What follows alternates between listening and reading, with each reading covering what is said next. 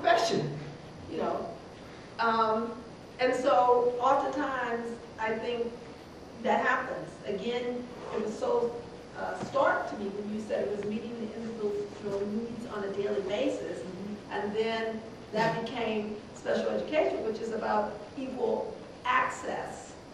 Okay, so say if it takes me longer to read to get it, I should be able to take that time. You know, and then what it's become is you're incapable of doing. You know, it was a pullout. So the notion of differentiation in teaching should have always been there. You know, and similarly, I come out of an all-black school. Like when people say that now, they're talking about the kids are black. But I think black teachers, black principal, black classmates. You know, and then I went to being 1 out of 12 in a class of 434.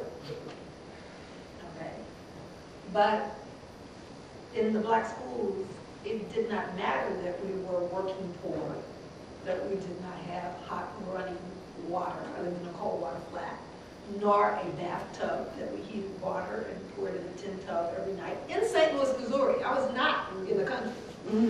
Okay. They were about you as a total individual. And so, again, integration, when we have to desegregation, led to the achievement gap. And white being about, you know, and if you're black and interested in learning, being white. I mean, now, of course, if you look, if we came out all black, everybody achieving was black. So achieving could never have been seen as white. So with, again, integration, which was supposedly to elevate black kids and let them have quality education, it actually was the beginning of tracking. Also, so who do you think got tracked where? Okay. So the system, you know, created this division and the image and the message that to be black and a student was to be less than. Okay. So it's, you know, talking white, I mean, all of this is like an external media presentation. I mean, those things did not even exist in black culture, you know.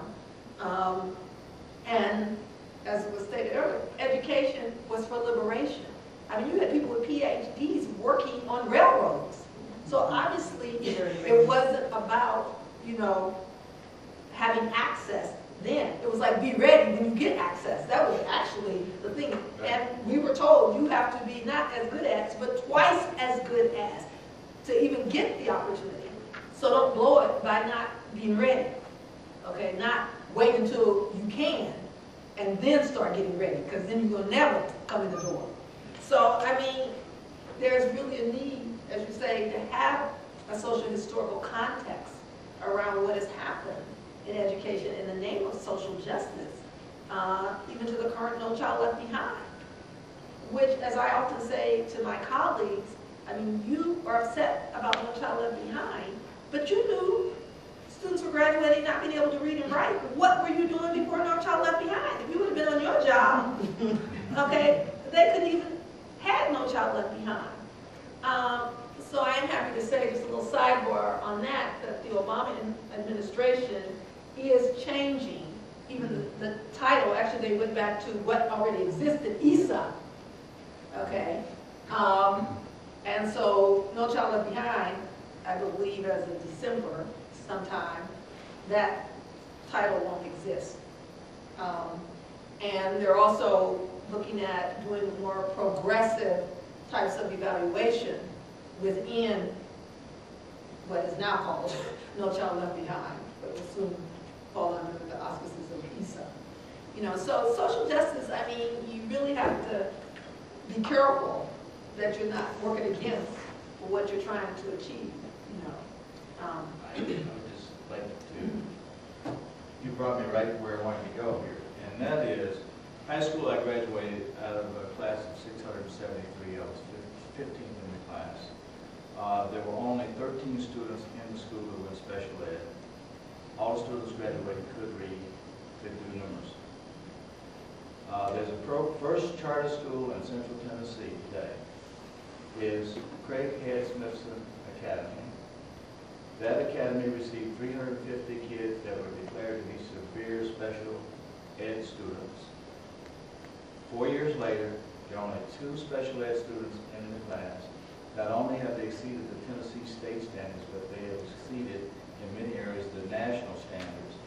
And they defy the dumbed-down test that the state of Tennessee is providing to make assessment of the students, which really goes back to the core. We have to turn out quality teachers, and just having the instruction is not good enough. At the Craig Head Smithson Academy, a teacher works with a master teacher for 1 entire year. If it's determined that it's not the right profession for the teacher in that environment, they are not given a classroom to work in. They have put the components back in the community and in the classroom that I grew up with. There's a senior aide in the classroom, not just sitting there, but participating and working with the kids. There's a full-time assistant with the teacher who is also certified to teach at that particular grade level. You can go around the country, and basically what you find, we come back to this huge dilemma we're faced with. I chose, because I'm an African-American male, not to run away from the issue. That's not to say that others are not having academic problems. 40% of all the kids in the United States, white, black, and color, are not reading at grade level at 3rd grade. That's a fact. We're seeing declining academic engagement of students. So the kind of creativity and the skills that you will bring to this marketplace will have a huge impact on whether or not the schools that you work in will be reared by parents as one they want to fight to make sure that a child has a seat in your classroom. You know, one thing that I think you're hearing, one important message to begin with, is the importance of history. And the importance of not only your personal history, but the cultural history that you're part of, as well as the personal histories of the students that you work with. Might I suggest one thing that you might want to look at, a wonderful book by Ronald Takaki called A Different Mirror. You have that? And that's interesting, a 3rd-generation Japanese-American professor at Berkeley writing on the history of race in this country. And he also wrote a wonderful book on Hiroshima. And one of the things he helps us understand is that this country was founded on ideals that all of us have come to want to own, but originally only belonged to a few of us. So when my students, for example, in a group of, one of the things that amazes me is how so many people think the civil rights movement is something that happened in the past and it's over. It has nothing to do with us now. Justice is already won by everyone, isn't it? If you don't have it, it's simply because you're not working hard enough, or whatever the mythology is. You know, a lot of it is also that you just weren't lucky enough. Or look at a person like, look at Mr. Gates. I mean, he dropped out of Harvard. Look at him, the richest man in the world. I mean, who needs to go to school? I mean, so, and no one wants to frame that around privilege for him. But when you look at that U.S. Constitution and realize that it's referring to white property-owning males, and it defines African Americans as 3/5 of human, doesn't mention women at all, and doesn't mention 70% of the European American male population either, who were not owning property, who came here as indentured servants, which is a more benign form of slavery, but still enslavement. And Takaki's book really helps you think that through. I really think understanding history is important because it allows us to see how our democracy is evolving. However slow, and however, I'll never forget being involved in SNCC in the 60s, and when Stokely Carmichael said to Dr. King, "This is taking too long, I'm not waiting around, we need black power and we're going to move ahead. And by the way, we don't need you white college students involved in this right now, you go do your own thing, we've got plenty of problems, let us do our thing." So anyway, I think history is very important. Another example, just 2 quick examples. One is that in 1948, we created the Universal Declaration of Human Rights. That grows out of 2 world wars, 2 atomic bombs,